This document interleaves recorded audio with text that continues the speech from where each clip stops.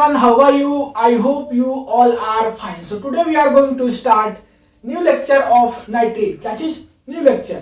तो आज के क्लास में हम लोग लास्ट टॉपिक डिस्कस करने जा रहे हैं नाइट्रीन्स का. किसका? नाइट्रीन्स का. तो नाइट्रीन्स का ऑलरेडी हम लोग 6-7 लेक्चर देख चुके हैं और ये आपका लास्ट लेक्चर है. इस क्लास में हम लोग पढ़ेंगे रीअरेंजमेंट रिएक्शंस ऑफ नाइट्रीन. क्या चीज? Rearrangement reactions. तो ये भी एक रिएक्शंस का टाइप्स है. किसका? नाइट्रीन का. अभी तक बता दें कि हम लोग 4-5 रिएक्शंस पढ़ चुके हैं नाइट्रीन का. सबसे फर्स्ट हम लोग पढ़े थे कपलिंग रिएक्शन, जिसको कि हम लोग बोलते थे डाइमेराइजेशन रिएक्शन. सेकेंड पढ़े हम लोग हाइड्रोजन एब्स्ट्रैक्शन, नहीं, और उसके बाद फिर हम लोग पढ़े थे एडिशन रिएक्शंस, इंसर्शन रिएक्शंस. आज की क्लास में हम लोग लास्ट रिएक्शंस पढ़ने जा रहे हैं और वो रिएक्शंस है आपका क्या चीज? Rearrangement reactions. और इसी रिएक्शंस को हम लोग बोलते हैं इंट्रामोलिकुलर इंसर्शन. अब आप बोलोगे कि हम लोग पीछे इंसर्शन पढ़े हैं और यहां पे लिखा हुआ है कि इंट्रामोलिकुलर इंसर्शन. तो इंट्रामोलिकुलर इंसर्शन और नॉर्मल इंसर्शन में क्या फर्क है? तो आपको हम अच्छे से बताने वाले हैं. थोड़ा सा ध्यान से आपको सुनने की जरूरत है. देखिए, हम लोग पीछे पढ़े थे इंसर्शन रिएक्शंस. वो हम लोग क्या पढ़े थे कि दो स्पीसीज के बीच में होता है. मींस जो हम लोग पीछे पढ़े थे इंसर्शन रिएक्शंस वो आपका इंट्रा नहीं इंटरमोलिकुलर था. क्या था? इंटरमोलिकुलर इंसर्शन था. और यहां पे जो हम लोग पढ़ रहे हैं वो पढ़ रहे हैं इंट्रामोलिकुलर इंसर्शन. मींस वैसा इंसर्शन जो विद इन मोलिक्यूल हो, मींस एक ही मोलिक्यूल्स में हो. तो आप लोग लिख लीजिए कि insertion with in molecule, with in molecule, एक ही मॉलिक्यूल्स में जो इंसर्शन हो उसको बोलते हैं हम लोग इंट्रामोलिकुलर इंसर्शन रिएक्शन. अब हम लोग क्या करेंगे कि इसका रिएक्शंस को देखेंगे एंड देन उसके बाद फिर इसका एग्जांपल्स को देखेंगे. डिफरेंट नेम रिएक्शन से, मींस इसका टाइप्स को देखेंगे ज्यादा क्लियरिटी के लिए. और आपको जानकारी के लिए बता दें कि ये जो लेक्चर होने वाला है इस चैप्टर का सबसे इंपॉर्टेंट लेक्चर है. यहां से आपका ज्यादा क्वेश्चंस पूछा जाता है क्योंकि यहाँ पे आपको नेम रिएक्शंस बहुत सारा देखने को मिलेगा जो कि आपके सिलेबस में सीधा सीधा लिखा हुआ है. तो अच्छे से देखिएगा और इस लेक्चर को कुछ खास तरीके से पढ़िएगा, अपने ट्रिक से पढ़िएगा, क्योंकि इससे क्वेश्चन कंफर्म है कि आपके एग्जाम में आने वाला है. तो चलिए वो सब बातें हम लोग बाद में भी कर लेंगे. अब हम लोग देखते हैं इंट्रामोलिकुलर इंसर्शन रिएक्शंस या रीअरेंजमेंट रिएक्शंस होता क्या है. तो सबसे पहले हम इसका लेते हैं एग्जांपल. हम लोग लेते हैं असाइल नाइट्रीन. क्या लेते हैं? असाइल नाइट्रीन. दैट इज की RC डबल बॉन्ड O और नाइट्रीन है. तो इसको हम लोग दिखाते हैं दो लोन पेयर से, मींस दो लोन पेयर से इसको दिखाते हैं. तो ये क्या होता है? नाइट्रीन होता है. और ये कैसा नाइट्रीन है? असाइल नाइट्रीन है. कैसा नाइट्रीन है? असाइल नाइट्रीन. और हम लोग बोले कि इसमें आपको क्या कराना है? रीअरेंजमेंट कराना है. दैट इज की इंट्रामोलिकुलर इंसर्शन कराना है. अब इंट्रामोलिकुलर बोले ही इसलिए है क्योंकि इसी मॉलिक्यूल्स में क्या होगा? इंसर्शन होगा. जब हम लोग नॉर्मल इंसर्शन पढ़ रहे थे जिसको कि हम लोग इंटरमोलिकुलर इंसर्शन बोल रहे हैं, तो वहां पे दो मॉलिक्यूल्स के, दो स्पीसीज के बीच में क्या हो रहा था? इंसर्शन हो रहा था. और यहाँ पे क्या है? एक ही स्पीसीज में इंसर्शन होगा.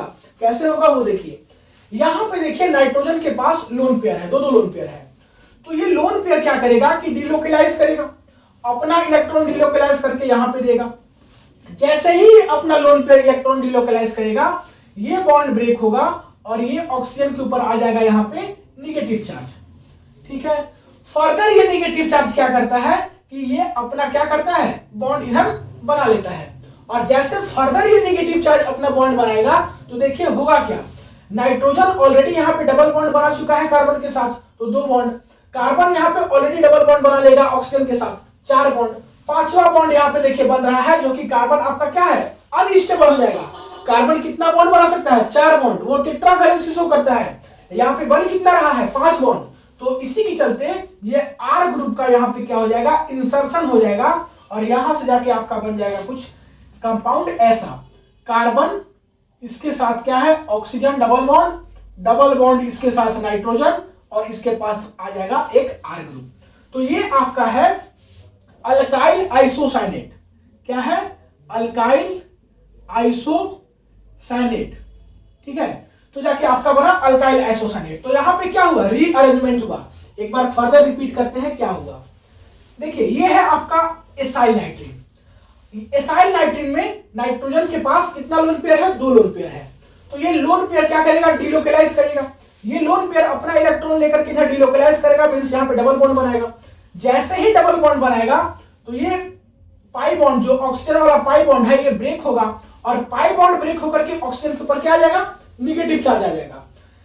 यहां पे निगेटिव चार्ज आएगा, ये अपने आप को स्टेबलाइज करने के लिए फर्दर बॉन्ड बना लेगा।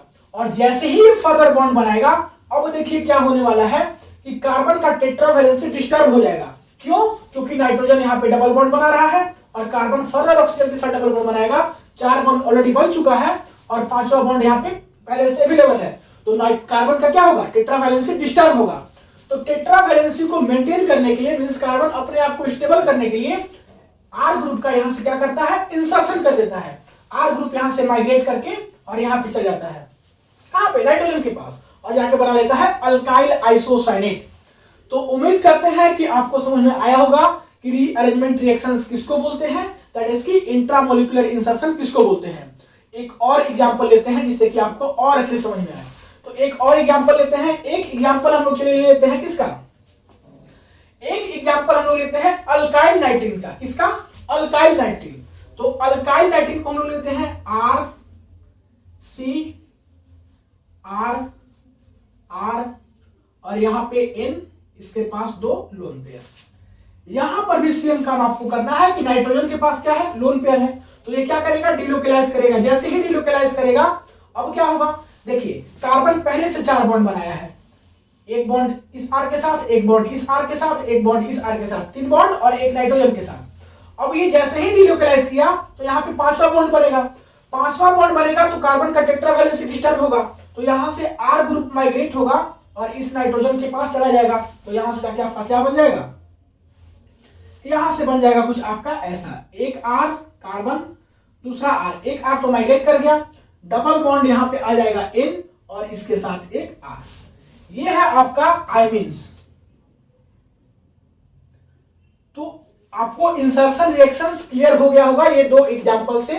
कुछ नहीं करना है, कार्बन का टेट्रा वैलेंसी को मेंटेन करने के लिए हम लोग एक आर ग्रुप को क्या कर दिए, इंसर्शन करा दिए। तो यहां तक कोई दिक्कत नहीं होगा। तो अब हम लोग बात करते हैं कुछ एग्जांपल्स किसका, रीअरेंजमेंट रिएक्शंस का। मींस आपके सिलेबस में कुछ नेम रिएक्शंस दिया हुआ है रीअरेंजमेंट रिएक्शंस का। तो सबसे पहले है हॉफमैन डिग्रेडेशंस, या इसी को हम लोग बोलते हैं हॉफमैन रीअरेंजमेंट रिएक्शंस। अब इसको हम लोग डिग्रेडेशन क्यों बोलते हैं वो भी हम आपको बताने वाले हैं। तो इसका रिएक्शंस क्या होता है वो देखेंगे, इसका मैकेनिज्म्स देखेंगे, सारा बातें क्लियर होगा। सबसे फर्स्ट हम बात करते हैं इसका रिएक्शंस। हम लोग क्या करते हैं कि लेते हैं एसिड अमाइड, दैट इज की R C double bond O N H2। हम लोग क्या करते हैं, एसिड अमाइड लेते हैं। ये क्या है, अमाइड है। इसका रिएक्शंस हम लोग कराते हैं किसके साथ, NaOH in presence of Br2। किसके साथ रिएक्शंस कराते हैं, NaOH in presence of Br2। तो यहां से जाके आपका बनता है 1 डिग्री एमीन, दैट इज की प्राइमरी एमीन RNH2। ये क्या है आपका 1 डिग्री एमीन है। तो यही जाके यहां से बनता है। अब इसमें भी आपका क्या होता है, रीअरेंजमेंट रिएक्शंस का यूज होता है। तो हम लोग इसी के चलते यहां पे पढ़ रहे हैं। इसका मैकेनिज्म्स करेंगे तो आपको ज्यादा क्लियर होगा। तो उससे पहले हम बात बता दे रहे हैं आपको कि इसको हम लोग डिग्रेडेशन क्यों बोल रहे हैं। यहां से एक कार्बन जो है वो लेस हो जाता है, मींस रिएक्टेंट में देखिए आपके पास एक कार्बन है और यहां जाते जाते प्रोडक्ट जाते जाते आपका क्या हो रहा है, एक कार्बन खत्म हो जा रहा है, मींस डिग्रेडेशन हो रहा है एक कार्बन का। सो इसी के चलते इसको रीअरेंजमेंट की जगह पे डिग्रेडेशन भी हम लोग बोलते हैं, क्योंकि एक कार्बन यहां से क्या हो रहा है, कम हो रहा है। रिएक्टेंट में एक कार्बन दिख रहा है, प्रोडक्ट में कोई कार्बन नहीं है, तो इसी के चलते हम लोग इसको डिग्रेडेशन बोलते हैं। हर एक कॉन्सेप्ट को क्लियर करके चलना आपका क्या है, काम है। तो इसका हम लोग देखते हैं मैकेनिज्म्स। क्या देखते हैं, मैकेनिज्म्स, इससे कि आपको क्लियर समझ में आएगा। लेते हैं हम लोग एसिड अमाइड, दैट इज की RC double bond O NH2। ये है आपके पास अमाइड, इसके पास है लोन पेयर। इसका रिएक्शंस हम लोग कराते हैं किसके साथ, Br2 के साथ। तो होगा क्या कि नाइट्रोजन के पास क्या है, लोन पेयर, ये अपना इलेक्ट्रॉन डोनेट करेगा और इस ब्रोमीन को ले लेगा। जैसे ही ये लेगा यहां से Br माइनस आपका क्या होगा, इलिमिनेट हो जाएगा, बाहर निकल जाएगा। तो यहां से Br माइनस इलिमिनेट होगा, बाहर निकलेगा, और नाइट्रोजन अपना इलेक्ट्रॉन डोनेट किया है तो इसके ऊपर आ जाएगा पॉजिटिव चार्ज। यहां पे एक स्टेप हम और जंप कर रहे हैं कि यहां पे आएगा पॉजिटिव चार्ज, तो इस पॉजिटिव चार्ज को खत्म करने के लिए यहां से आपका Br माइनस बाहर निकला है, तो ये Br माइनस क्या करेगा कि इस एक हाइड्रोजन को ले लेगा, यहां पे 2 हाइड्रोजन, तो एक हाइड्रोजन को ले लेगा और यहां से निकल जाएगा आपका HBr। आप लोग MSc के स्टूडेंट है तो इतना तो क्लियर होगा, क्योंकि 2 स्टेप को हम एक ही स्टेप में कर रहे हैं। तो यहां से HBr निकलेगा, तो यहां पे क्या बचेगा, एक हाइड्रोजन बचेगा और इसके साथ एक लग जाएगा Br, और इसका पॉजिटिव चार्ज खत्म हो जाएगा। तो यहां से क्या बचेगा वो देखिए, RC double bond O, nitrogen, इसके पास Br और यहां पे एक हाइड्रोजन, ये जाके आपका यहां से बना कुछ ऐसा। तो इसका नाम है आपका एन ब्रोमामाइड। क्या नाम है, एन ब्रोमामाइड। अब हम लोग क्या करेंगे कि इसका रिएक्शंस कराएंगे बेस के साथ, दैट इज की OH माइनस के साथ। तो OH माइनस क्या करेगा कि इस हाइड्रोजन को ले लेगा, OH माइनस इस हाइड्रोजन को लेकर के यहां से H2O जो है बाहर निकल जाएगा।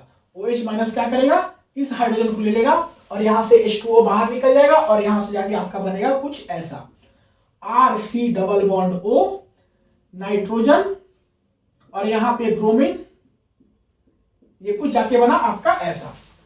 अब यहां से Br माइनस क्या करेगा, निकल जाएगा बाहर, तो Br माइनस यहां से इजीली बाहर निकल जाएगा, तो जाके क्या बनेगा वो देखिए, RC double bond O N, और इसके पास फिर क्या बनेगा, 2 लोन पेयर बचेगा। तो ये क्या है आपका, इसका नाम है आपका असाइल नाइट्रीन। क्या है, असाइल नाइट्रीन, असाइल नाइट्रीन, असाइल नाइट्रीन बना। अब इस असाइल नाइट्रीन से हम लोग को क्या करना है वो देखिए, असाइल नाइट्रीन से हम लोग यहाँ पे क्या बना है, अल्काइल आइसोसाइनेट, कैसे, रीअरेंजमेंट रिएक्शंस करा के। तो यहां पर आपको रीअरेंजमेंट रिएक्शंस कराना है और इसी असाइल नाइट्रीन से अल्काइल आइसोसाइनेट बनाना है। तो ये जो पूरा स्टेप है इसको हम लोग यहाँ पे डायरेक्ट बना के दिखाते हैं। यहां से क्या बनेगा, यहां से बनेगा आपका अल्काइल आइसोसाइनेट, दैट इज की O double bond C double bond N और ये R। कैसे बनेगा उसको हम दिखा रहे हैं। नाइट्रोजन के पास लोन पेयर है, ये अपना लोन पेयर क्या करेगा, डिलोकलाइज करेगा। जैसे ही डिलोकलाइज करेगा ये बॉन्ड ब्रेक होगा और ऑक्सीजन के ऊपर आएगा नेगेटिव चार्ज। ये नेगेटिव चार्ज फर्दर यहाँ क्या करेगा, बॉन्ड बनाएगा, यहाँ डबल बॉन्ड। तो कार्बन का टेट्रा वैलेंसी डिस्टर्ब होगा क्योंकि 5 बॉन्ड बनेगा। तो ये R ग्रुप का यहाँ से क्या होगा, इंसर्शन होगा, यहाँ पे जाके इंसर्ट करेगा। तो R ग्रुप का इंसर्ट करेगा और यहां से जाके आपका बनेगा अल्काइल आइसोसाइनेट। ठीक है, यहां से हम लोग क्या करेंगे कि इसका रिएक्शंस कराएंगे वाटर के साथ। तो अल्काइल आइसोसाइनेट के साथ वाटर का एडिशन रिएक्शंस होगा। हाइड्रोजन जो है इस नाइट्रोजन के साथ जुड़ जाएगा और OH जो है इस कार्बन के साथ जुड़ जाएगा। तो यहां से जाके बनेगा RNH, ठीक है, double bond C double bond O और यहां से OH, ये जाके आपका बनेगा कुछ कंपाउंड ऐसा। अब ये जो कंपाउंड है वो आपका हाईली अनस्टेबल है, तो यहां से आपका CO2 बाहर निकलेगा। क्या निकलेगा, CO2 बाहर निकलेगा, और CO2 बाहर निकल के और जाके आपका यहां से क्या बना लेगा वो देखिए, यहां से CO2 बाहर निकला और जाके बना लेगा RNH2। यही है आपका 1 डिग्री एमीन, दैट इज की प्राइमरी एमीन। तो हमको हॉफमैन डिग्रेडेशन से यही प्रोडक्ट मिलता है, और हम लोग इस रिएक्शंस को कैसे किए, with the help of rearrangement reaction, that is की हॉफमैन डिग्रेडेशन या हॉफमैन रीअरेंजमेंट इसको बोलते हैं। तो उम्मीद करते हैं यहां तक आपको कोई दिक्कत नहीं हुआ होगा। 2-3 रिएक्शंस और है नेम रिएक्शंस, तो वहां पे हम लोग इतना डिटेल मैकेनिज्म्स बात नहीं करेंगे, सीधा सीधा बताएंगे जो कि हम लोग यहाँ पे यूज किए हैं। तो फटाक से वीडियो को पॉज करके नोट कर लीजिए, जो 2-3 नेम रिएक्शंस और है उसको हम लोग क्या करते हैं, देखते हैं। तो वीडियो को पॉज करके नोट कीजिए, हम लोग मिटाएंगे इसको। नोट कीजिए, मिटाते हैं। 1 2 3 मिटा दें, चलिए मिटाते हैं। तो अब रीअरेंजमेंट रिएक्शंस का 2-3 रिएक्शंस और है, हम लोग एक ऑलरेडी देख चुके हैं, तो 3 और बच रहा है। तीनों को फटाफट हम लोग क्या करते हैं, देख लेते हैं। तो नेक्स्ट है आपका सेकेंड रिएक्शन, दैट इज की कर्टियस रीअरेंजमेंट रिएक्शन। क्या चीज? Curtius rearrangement reaction. इसमें क्या करना है कि आपको लेना है असाइल अजाइड। देखिए थोड़ा जल्दी देख लीजिए, इसमें कुछ करना नहीं है, कुछ रॉकेट साइंस नहीं है। अगर पीछे वाला जितना बताया है अगर समझ में आ गया होगा तो ये सब एकदम क्या लगेगा आपको, लगेगा एकदम बच्चा जैसा कि क्या पढ़ा रहे हैं सर फालतू में, ये सब तो हम लोग खुद से कर लेते हैं। तो पहले वाला देख लिए होंगे तो फिर आपको ऐसे ही आसानी से समझ में आ जाएगा। हम लोग लेते हैं असाइल अजाइड दैट इज की RC डबल बॉन्ड ON3। इसका हम लोग क्या करते हैं? थर्मोलिसिस। क्या करते हैं? थर्मोलिसिस करते हैं, मींस इसका रिएक्शन हम लोग हीट के प्रेजेंस में कराते हैं। तो यहां से N2 गैस बाहर निकलता है और जाके बनाता है नाइट्रीन। आपको ये सब प्रिपरेशंस में पता होगा किससे नाइट्रीन बनता है, तो नाइट्रीन बना। अब इस नाइट्रीन रिएक्शंस में हम लोग क्या करेंगे? नॉर्मल वही कॉन्सेप्ट जो हम लोग कराते थे रीअरेंजमेंट रिएक्शंस में, कि इसके पास है लोन पेयर, ये डीलोकेलाइज करेगा, डीलोकेलाइज करके डबल बॉन्ड बनाएगा। जैसे ही डबल बॉन्ड बनाएगा ये बॉन्ड ब्रेक होगा, इसके ऊपर नेगेटिव चार्ज आएगा, ये फर्दर इधर बॉन्ड बनाएगा, और ये जैसे ही फर्दर इधर बॉन्ड बनाएगा कार्बन का टेट्रा वैलेंसी डिस्टर्ब होगा, मींस कार्बन अनस्टेबल होगा, और ये R ग्रुप का यहां से क्या होगा? इंसर्शन होगा। तो यही रीअरेंजमेंट रिएक्शंस में हम लोग देखे थे। अब रीअरेंजमेंट रिएक्शंस में यही देखे थे, और यहां से जाके आपका बना था RN double bond C double bond O that is की अल्काइल आइसोसाइनेट। क्या बना था? अल्काइल आइसोसाइनेट, मींस यहां पे रीअरेंजमेंट के बाद ये प्रोडक्ट बना था। अब अल्काइल आइसोसाइनेट का हम लोग क्या कर रहे थे? रिएक्शंस करा रहे थे वाटर के साथ। तो वाटर के साथ रिएक्शंस करा रहे थे तो क्या हो रहा था? इसका एडिशन हो रहा था वाटर के साथ। तो एडिशंस में क्या हो रहा था कि इस N के साथ ये हाइड्रोजन जुड़ रहा था, इस कार्बन के साथ ये OH जुड़ रहा था, और जाके यहां से बीच वाला प्रोडक्ट हम लोग यहां पे नहीं लिखे हैं, यहां से बीच वाला प्रोडक्ट कुछ बनता था ऐसा RNH, ठीक है, double bond C OH double bond O, कुछ ऐसा बनता था। या इसको ऐसे थोड़ा सा लिखिए, ज्यादा अच्छा में देखने में लगता है, C double bond O OH। इसके बाद का प्रोडक्ट ये बनेगा। इसके बाद फिर हम लोग क्या करते थे कि ये आपका अनस्टेबल कंपाउंड होता था, तो यहां से हम लोग क्या करते थे कि CO2 को बाहर निकाल देते थे। तो CO2 को बाहर निकाल देते तो क्या बनता था? RNH2, और CO2 यहां से बाहर निकल जाता था। तो यही आपका बनता है यहां से फाइनल प्रोडक्ट दैट इज की प्राइमरी एमीन, 1 डिग्री एमीन। तो ये है आपका कर्टियस रीअरेंजमेंट। यहां पर भी रीअरेंजमेंट रिएक्शंस का यूज हुआ। अब हम लोग बात करते हैं नेक्स्ट रीअरेंजमेंट दैट इज की लोसन रीअरेंजमेंट। क्या चीज? Lotion rearrangement. इसमें क्या करना है कि आपको लेना है एनहाइड्रोक्सी एमाइड। क्या लेना है? एनहाइड्रोक्सी अमाइड लेना है। एनहाइड्रोक्सी अमाइड का रिएक्शंस कराना है किसके साथ? बेस के साथ। तो एनहाइड्रोक्सी अमाइड का जैसे ही हम बेस के साथ रिएक्शंस करेंगे तो यहां पे आपका अल्फा एलिमिनेशन होगा, मींस ये जाके इस हाइड्रोजन को ले लेगा। जैसे ही इस हाइड्रोजन को लेगा, इसके नाइट्रोजन के ऊपर आ जाएगा नेगेटिव चार्ज। क्या आ जाएगा? Negative charge. अब नाइट्रोजन के पास पहले से एक लोन पेयर था, नेगेटिव चार्ज आ गया, तो यहां से OH माइनस जो है क्या निकलेगा? बाहर निकल जाएगा। तो H प्लस पहले निकला था, OH माइनस बाहर निकला, यहां से वाटर बाहर निकल गया। वाटर बाहर निकला, उसके बाद फिर जाके आपका बना कुछ प्रोडक्ट ऐसा, दैट इज की नाइट्रीन बना। दिख रहा होगा। ये सब हम थोड़ा फास्ट इसलिए करा रहे हैं कि इसमें कुछ करना ही नहीं है। अगर आप लोग पीछे देखे होंगे तो कुछ नहीं करना है। अब ये नाइट्रीन बना, इस नाइट्रीन के साथ जो हम लोग किए यहां से यहां तक आने के लिए वही करना है कि नाइट्रीन में फर्दर क्या करना है? लोन पेयर यहां से डीलोकेलाइज करेगा, ये बॉन्ड इधर, यहां नेगेटिव चार्ज, ये बॉन्ड इधर, कार्बन का टेट्रा वैलेंसी डिस्टर्ब होगा, तो ये R ग्रुप यहां से यहां चला जाएगा, मींस इसका रीअरेंजमेंट हो गया। अब जैसे ही रीअरेंजमेंट हुआ तो यहां से आपका बना अल्काइल आइसोसाइनेट। अल्काइल आइसोसाइनेट का रिएक्शंस कराएंगे वाटर के साथ, तो यहां से एडिशन रिएक्शंस होगा और फर्दर यही वाला बीच वाला प्रोडक्ट बनेगा। इसके बाद फिर इससे CO2 को हम लोग क्या करेंगे? बाहर निकालेंगे, और फिर हम क्या बना लेंगे? 1 डिग्री एमीन, दैट इज की प्राइमरी एमीन। तो उम्मीद करते हैं यहां तक भी आपको कोई दिक्कत नहीं हुआ होगा। अब हम लोग बात करते हैं सिडमिक रीअरेंजमेंट। इसमें भी वही काम करना है जैसे हम लोग अभी तक ऊपर से करते आए हैं, बस एक ही चीज यहाँ पे डिफरेंस है कि यहाँ पे आपको क्या करना है? कार्बोक्सिलिक एसिड लेना है। क्या लेना है? कार्बोक्सिलिक एसिड लेना है, और इसका रिएक्शंस कराना है N3H के साथ। इसका नाम क्या होता है? Hydrazoic acid. आप लोग कहीं कॉपी में लिख लीजिएगा, N3H को हम लोग क्या बोलते हैं? Hydrazoic acid.